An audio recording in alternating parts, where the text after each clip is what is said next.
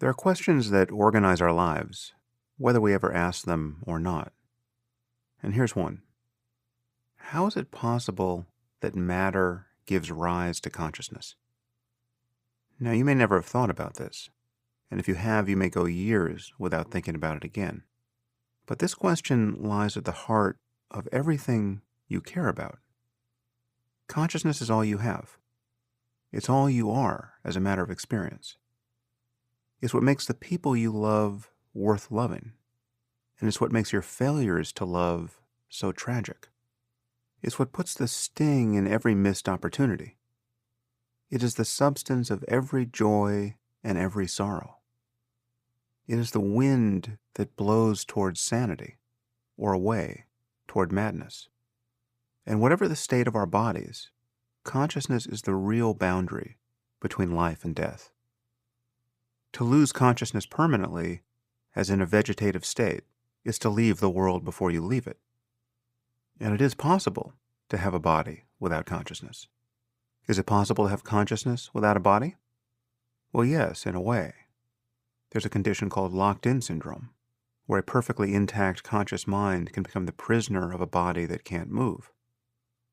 You should read Jean-Dominique Bauby's The Diving Bell and the Butterfly, which is a very moving memoir of this condition. But can bodies and minds separate even further? For instance, is something like the Matrix possible? It seems possible. But of course, things could go wrong even there. A glitch in your code, and it would be possible to suffer locked-in syndrome even in the Matrix.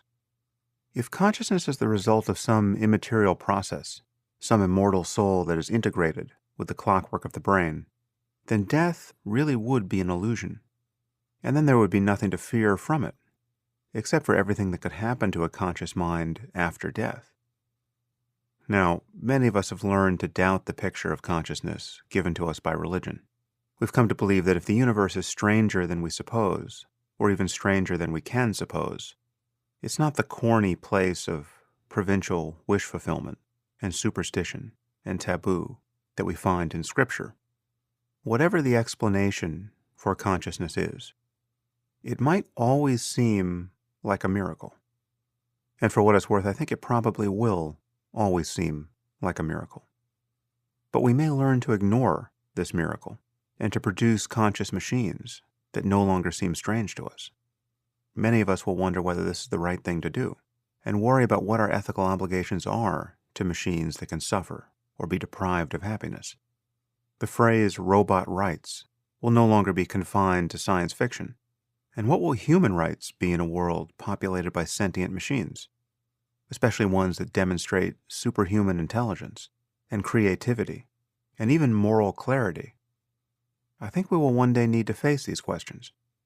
And will our children ever be given a choice to back up their conscious minds in the cloud?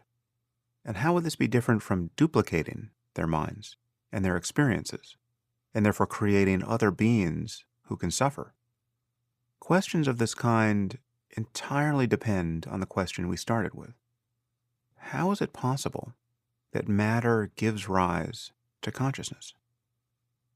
What was it like to be a dinosaur as a giant asteroid came crashing down in the Gulf of Mexico 65 million years ago? How bad is life for a pig or a cow on one of our factory farms? Not how bad does it seem from the outside, how bad is it on the inside for those who live it? How happy would you be in a new relationship, or in a new job, or if you had children? These are questions about consciousness and its contents. Everything we care about, or can care about, and every one who can care in turn, this entire reality is given its substance by the fact of consciousness. Consciousness is the most important thing in the universe.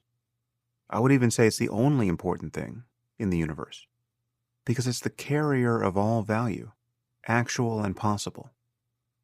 And whatever its relationship is to the physics of things, it's the one thing that cannot be an illusion. However confused you are right now, whatever you know or don't know, whether or not you're already in the Matrix, or in a dream, or in some other way distant from the base layer of reality, The fact that it's like something to be you is the fact of consciousness, and it's the one thing that can never be in doubt. And it's this reality in each moment that awaits your attention. You can either notice the nature of your experience clearly, really clearly, or you can be lost in thought. In each moment, thought will tend to capture you and lull you to sleep. And the practice of meditation is to notice this more and more, and then to wake up. Wake up.